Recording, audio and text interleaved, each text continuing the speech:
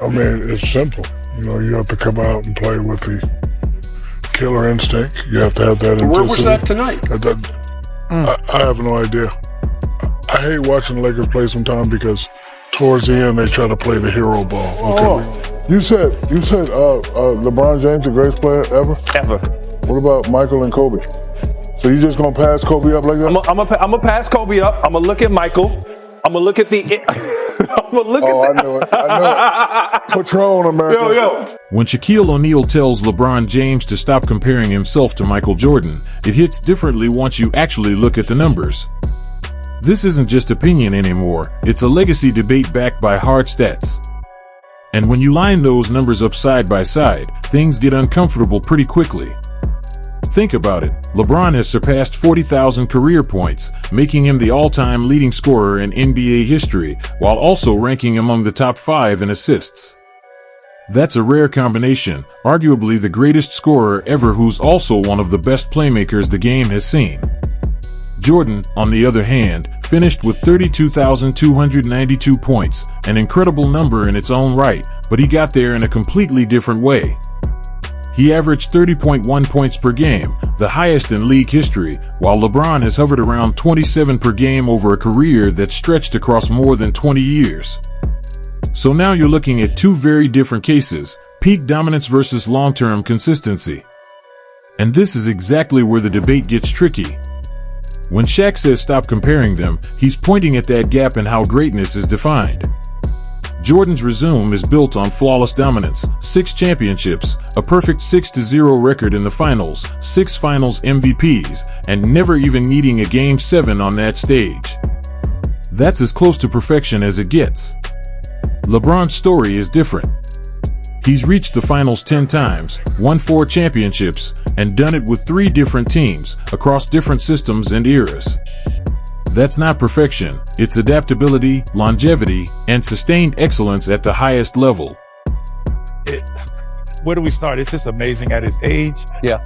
What he came into the league, what we perceived him as an athlete, a dunker. Yeah. And now we're seeing as a complete scorer, shooter, and everything else under the sun. So it was just a cool moment. See him get to his spot, fade away, new record. Here's the part that doesn't get enough attention. LeBron James has logged over 1,400 regular season games, and counting, plus more than 280 playoff games. That's essentially several extra seasons of high-stakes basketball on top of an already historic career. Compare that to Michael Jordan, who played 1,072 regular season games and around 179 in the playoffs. So when people bring up LeBron's finals losses, they often ignore the bigger picture. He simply had far more chances because he stayed in the championship hunt longer than almost anyone ever. This is where a lot of younger fans get tripped up. They look at the ring count, 6 versus 4, and stop there. Case closed. But when Shaquille O'Neal says to look deeper, this is exactly what he means. If championships alone defined greatness, then Robert Horry would be right in the GOAT conversation too. Context matters. The level of competition matters. And longevity, being elite year after year for decades, matters just as much in this debate.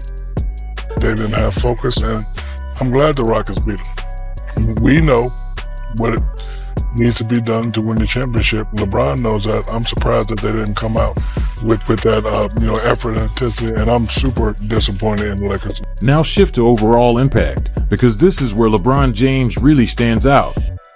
He's averaged roughly 7 rebounds and 7 assists for his career, production at a level and duration we've basically never seen from a player of his caliber. He's not just scoring, he's controlling every part of the game for decades. Michael Jordan, meanwhile, put up about 6 rebounds and 5 assists per game, still elite numbers, but his role leaned more toward scoring dominance and defensive intensity. And on defense, Jordan clearly has the edge, a Defensive Player of the Year award and 9 All-Defensive First-Team selections. LeBron has had elite defensive stretches, but not the same consistent, year-after-year dominance on that end. This is where the debate really shifts, because now you're not just comparing stats, you're comparing roles and styles. Jordan was the ultimate closer, the guy you trusted to take and make the final shot every time. LeBron operates more like a system. He dictates the flow, reads every situation, and sometimes gives up the last shot to create a better one. Depending on what you value, that difference can completely change your answer.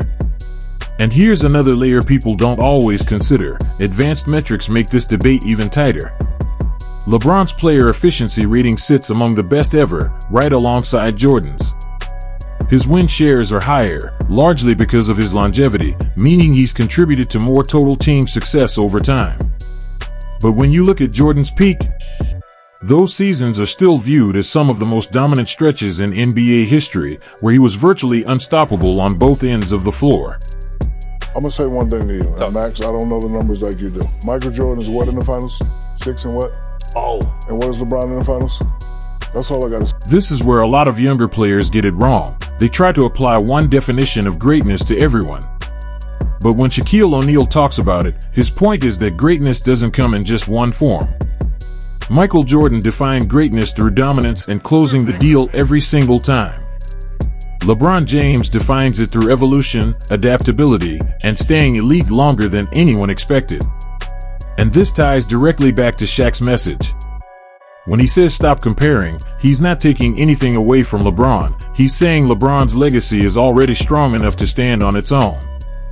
It doesn't need to be measured against anyone else. Because if you take Jordan out of the conversation, LeBron's resume looks even more unreal. The all-time leading scorer, top 5 in assists, over 20 All-Star selections, multiple MVP awards, championships with different teams, and still performing at a high level well into his late 30s and even into his 40s. When LeBron passes up Kareem Abdul-Jabbar in points, and he will this year, will that make him the greatest player ever? An interesting question. This is where things get tricky, because the longer LeBron James is measured against Michael Jordan, the more every small moment gets magnified. A missed shot turns into a headline. A playoff loss becomes a full-blown legacy debate. And that's exactly what Shaquille O'Neal is pushing back on. He's not dismissing LeBron's greatness, he's questioning why the comparison is still necessary when LeBron's resume already proves his impact in a completely different way. If you actually separate their careers, it starts to look less like a competition and more like two distinct versions of greatness. Jordan represents peak dominance, the flawless run, the ultimate closer, the perfect storm. LeBron represents longevity and sustained excellence, the marathon, the constant force that keeps delivering year after year. And this is where the real debate begins. If LeBron finishes with something like 42,000 plus points, 11,000 plus assists, and 11,000 plus rebounds, does that outweigh Jordan's perfect finals record and unmatched scoring dominance? Or does perfection still carry more weight than longevity? That's the uncomfortable truth. There's no clear answer. So it really comes down to perspective.